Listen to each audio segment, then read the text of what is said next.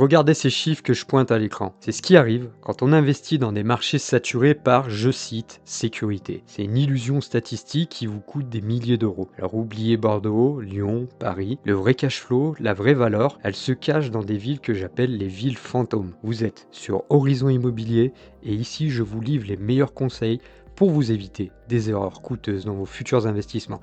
Et dans cette vidéo, je vous livre les données de mon dernier rapport que vous pourrez télécharger gratuitement en commentaire, où je présente 5 zones précises où la dynamique pourrait exploser alors que tout le monde regarde ailleurs. Alors trêve de bavardage et commençons directement par le premier dossier, Dunkerque.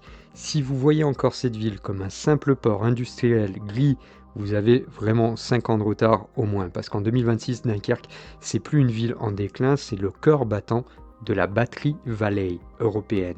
C'est le catalyseur massif des usines, des gigafactories, avec l'implantation de géants comme Vercor, comme Prologium. Et la ville de Dunkerque, aujourd'hui, elle attire une vague ininterrompue d'ingénieurs, de techniciens et de sous-traitants internationaux. C'est pas une simple annonce de presse, c'est une réalité logistique qui sature déjà le parc immobilier. Alors pourquoi est-ce que c'est une pépite pour votre patrimoine ? Parce que Dunkerque, c'est une ville qui offre un profil d'investissement hybride rare en 2026. D'une part, la croissance, parce que contrairement aux zones déjà matures, ici, la valeur faciale de vos actifs, elle est portée par une transformation structurelle durable, et avec un prix autour de 2029 euros du mètre carré. Pour un studio ancien notamment, vous achetez de la valeur à un prix encore déconnecté de la réalité économique générée par ces milliers d'emplois hautement qualifiés. Donc un investissement total de 60 000 euros, travaux de rénovation énergétique inclus, permet alors de générer un cash flow positif immédiat d'environ 55 euros, tout en visant une plus-value latente sur le long terme. Alors cependant, ne tombez pas dans l'excès d'optimisme, parce que le risque, il est bien connu des villes françaises, c'est la mono-industrie. Votre rentabilité aujourd'hui, elle est indexée sur la santé du marché européen du véhicule électrique. Si la demande continentale vacille, alors le moteur Dunkerquois va ralentir. De plus, une autre donnée importante que vous devez avoir en tête concernant Dunkerque, c'est que la taxe foncière elle est sous pression en raison des besoins massifs en infrastructures publiques. Et cette taxe foncière, elle va donc augmenter mécaniquement, et ça doit être intégré dans vos calculs de rentabilité. Dunkerque, c'est un pari pour de la croissance, pour celui qui accepte de regarder au-delà des clichés, mais qui sait aussi diversifier ses risques. Alors, est-ce que c'est vraiment le meilleur choix pour ceux qui cherchent vraiment de la sécurité ou du rendement pur? C'est ce que nous allons voir avec notre deuxième ville. Alors, on va partir pour Saint-Quentin, qui fera grincer les dents de ceux qui ne jurent que par les grandes métropoles. En 2026, cette ville de l'Aisne, elle s'impose comme une machine à rendement pur. Pourquoi ? Tout simplement grâce à une stratégie de reconversion des friches urbaines, notamment le projet Saint-Jean, qui insuffle une vie nouvelle à un centre-ville art déco autrefois délaissé. Le catalyseur ici, c'est l'action cœur de ville qui assainit le parc locatif et qui va stabiliser une population de jeunes actifs en quête de petites surfaces. Les chiffres ils sont assez violents quand on regarde de près, puisqu'on parle d'une rentabilité brute de 12%, allez 11,9% pour être précis, pour un studio de 20 mètres carrés qui sera acquis au prix de 28 000 euros. Vous allez donc obtenir un autofinancement total avec une mensualité de crédit de seulement 255 euros. Et contrairement au marché parisien où l'on investit pour espérer une valorisation hypothétique, ici on va investir pour le cash flow immédiat. C'est le sanctuaire, Saint-Quentin, de ceux qui veulent constituer un patrimoine sans sacrifier leur capacité d'emprunt ni leur reste à vivre mensuel. Mais attention, ne vous méprenez pas, parce que cette rentabilité-là, elle a un prix et le risque, il est triple. D'abord, on a une fiscalité locale, puisque Saint-Quentin affiche une taxe foncière parmi les plus élevées de la région, ce qui peut littéralement dévorer votre rentabilité nette si vous n'avez pas réalisé un calcul fiscal rigoureux en amont. Ensuite, on a la fragilité du tissu économique, puisque la ville reste vulnérable aux fluctuations de l'emploi ouvrier. Et puis enfin, on a la vacance locative, notamment si vous choisissez un micro-quartier hors des fameuses zones Action Cœur de Ville. Alors Saint-Quentin, c'est pas une ville pour les amateurs de prestige, c'est vraiment une ville pour les chasseurs de rendement qui maîtrisent la fiscalité et qui maîtrisent les travaux, les choses comme ça. Donc si vous cherchez le meilleur équilibre entre cash flow immédiat et sécurité, la troisième ville de notre liste va vous surprendre. Mais avant de basculer sur cette troisième ville, je vous invite d'une part à vous abonner sur cette chaîne qu'on est en train de lancer. C'est une chaîne sérieuse avec des analyses extrêmement puissantes. Et puis si vous voulez aller plus loin par rapport à cette vidéo, je vous invite à cliquer sur le lien en commentaire pour télécharger le rapport avec tous les chiffres détaillés. Donc troisième ville, c'est Villerupt. Alors oubliez tout ce que vous savez sur la géographie immobilière classique. Ici, on n'est pas dans une ville de province isolée, mais on est sur une ligne de front du marché locatif le plus dynamique d'Europe. Alors vous allez me dire, où est-ce que c'est? Eh ben c'est le Luxembourg. La pénurie de logements dans le Grand-Duché, elle est telle qu'elle transforme la ville de Villerupt en zone de repli stratégique pour des milliers de cadres transfrontaliers. C'est ici que le terme ville fantôme, entre guillemets, prend vraiment toute son ampleur. On a un marché qui a longtemps été ignoré, qui devient une mine d'or grâce à une pression extérieure colossale. Les chiffres parlent d'eux-mêmes, avec un prix d'acquisition moyen de 40 000 euros pour 20 mètres carrés, Villerupt affiche une rentabilité brute de 9,5%. Mais c'est au niveau du cash flow que cette ville écrase vraiment toute la concurrence, parce que pour un investissement total de 55 000 euros, incluant travaux et frais avec 10 000 euros d'apport et un crédit sur 20 ans à 3,5%, on aura une mensualité qui va s'élever à 261 euros. Et en face, on aura un studio meublé qui pourrait se louer sans difficulté autour de 580 euros par mois. Et après la déduction des charges, de la taxe foncière et des frais de gestion, vous allez dégager donc un cash flow net de plus de 165 euros par mois.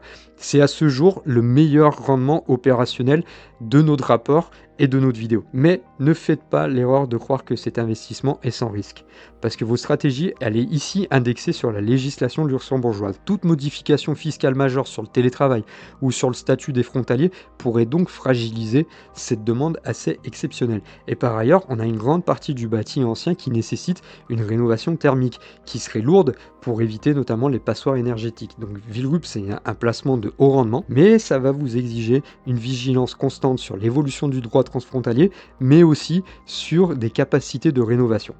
Donc si vous cherchez la sécurité, mais vous voulez que le Luxembourg paye vos crédits, Villerupt, c'est vraiment l'option numéro 1. Mais qu'en est-il si on veut miser sur un laboratoire urbain à bas coût? C'est la direction qu'on va prendre maintenant. Et la 4e étape de notre vidéo aujourd'hui, ce sera Saint-Dizier.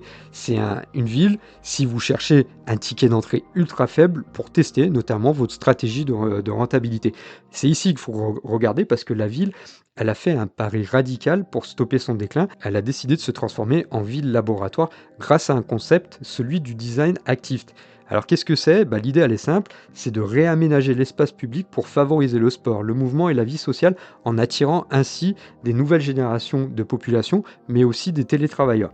Et ici, on a une barrière à l'entrée qui est quasi inexistante, parce que pour un studio de 20 mètres carrés, le prix d'acquisition, tenez-vous bien, il tournera autour de 23 000 euros, avec un investissement total, travaux inclus, plafonné à 30 000 euros. Vous allez donc accéder à la propriété immobilière pour le prix d'une voiture citadine d'occasion. C'est vraiment le terrain d'entraînement idéal pour un investisseur qui souhaite apprendre à gérer un actif locatif sans risquer une mise de fonds trop importante pour débuter. Et les chiffres, vraiment, ils sont extrêmement percutants, extrêmement agressifs, parce que avec un loyer meublé à 340 euros, vous allez afficher une rentabilité brute d'autour de 12,5%. Donc financé à 100% sur 15 ans à un taux de 3,8%, votre mensualité de crédit, elle sera de 220 euros. Et après la déduction des charges, de la taxe foncière, des frais de gestion, vous allez dégager un cash flow positif net, et j'insiste bien sur le mot net, de 20 euros par mois. Alors certes, le surplus, il n'est pas massif, mais il vous permet déjà un autofinancement total dès le premier jour, avec une barrière à l'entrée minimale, et pour la gestion de l'endettement notamment, ça vous permet de gérer vos risques de manière assez propre. Alors attention, vous ne laissez pas aveugler par ces rendements à 2 chiffres, parce que le risque majeur à Saint-Dizier, c'est l'illiquidité. Contrairement à Villerupt ou à Dunkerque, qui sont des villes plus grandes, on a une revente qui peut être un véritable parcours du combattant à Saint-Dizier, avec des délais moyens qui peuvent dépasser les 80 jours. Donc c'est une ville pour l'exploitation locative pure, mais pas pour une stratégie de plus-value rapide. Vous investissez ici pour le rendement immédiat, pour éventuellement la constitution de patrimoine à bas coût, en acceptant que le capital soit immobilisé sur le long terme. Passons à notre 5e et dernière étape, c'est Mulhouse. Mulhouse, je l'ai déjà abordé dans pas mal de mes vidéos, donc je vous invite à regarder mes autres vidéos pour avoir d'autres détails sur Mulhouse, mais on a ici un ancrage patrimonial, parce qu'on va plus jouer seulement sur la rentabilité immédiate, mais on va aussi jouer sur la pérennité d'un actif face aux contraintes environnementales de 2030. On a un catalyseur sur Mulhouse qui est le plan énergie 2030 de l'agglomération. C'est un plan qui va mobiliser des centaines de millions d'euros pour transformer le parc ancien, et donc Mulhouse devient petit à petit la ville la plus performante de France en matière de rénovation énergétique globale. Alors pour un investisseur, qu'est-ce que ça signifie? D'une chose, la sécurité. vous allez acquérir un bien qui est dans cette dynamique, vous allez éliminer le risque majeur du marché locatif actuel, celui de posséder une passoire thermique, une passoire qui serait à moyen terme invendable ou qui vous générerait peut-être un peu trop de coûts. Pour un studio de 20 mètres carrés qui serait acquis à 25 000 euros et optimisé avec une rénovation énergétique performante, soit un investissement total de 35 000 euros, les chiffres sont assez percutants, sont assez probants. Vous allez avoir un loyer meublé de 430 euros et un financement sur 20 ans à 3,5%, donc votre mensualité de crédit elle sera autour de 205 euros. Après déduction de toutes les charges, on devrait s'en sortir avec un cash flow net de 105 euros par mois, soit une rentabilité brute de 9,2% et une rentabilité nette de 6,8%. Donc vous allez combiner là deux stratégies. D'une part, un rendement qui serait plutôt solide, même s'il n'est pas exceptionnel, et puis d'autre part, une valorisation à moyen long terme. Donc quel est le risque sur Mulhouse? Il est vraiment micro parce que Mulhouse, c'est une ville de contraste. On a certains îlots du centre-ville ou du péricentre qui peuvent subir des dégradations sociales qui pèsent sur la vacance locative. Et la réussite ici, elle dépendra vraiment exclusivement de votre rigueur dans la sélection du quartier et de la copropriété. Mulhouse, c'est pas une ville où on achète vraiment au feeling, c'est vraiment une ville où on achète par la donnée. Et si vous maîtrisez l'emplacement, vous maîtrisez votre avenir patrimonial. Donc si vous voulez en savoir plus sur Mulhouse, vous avez d'autres vidéos sur ce sujet-là. Et puis, cliquez sur le lien en commentaire pour lire le rapport détaillé sur Mulhouse. Donc maintenant qu'on a passé au crible ces 5 zones, il est temps de poser vraiment les chiffres sur la table.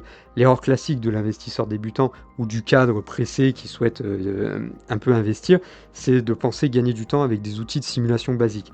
Et c'est de courir après le rendement brut le plus élevé. Regarder uniquement le rendement affiché, c'est comme si vous alliez conduire une voiture en regardant uniquement le contour sans jamais vérifier le niveau d'essence.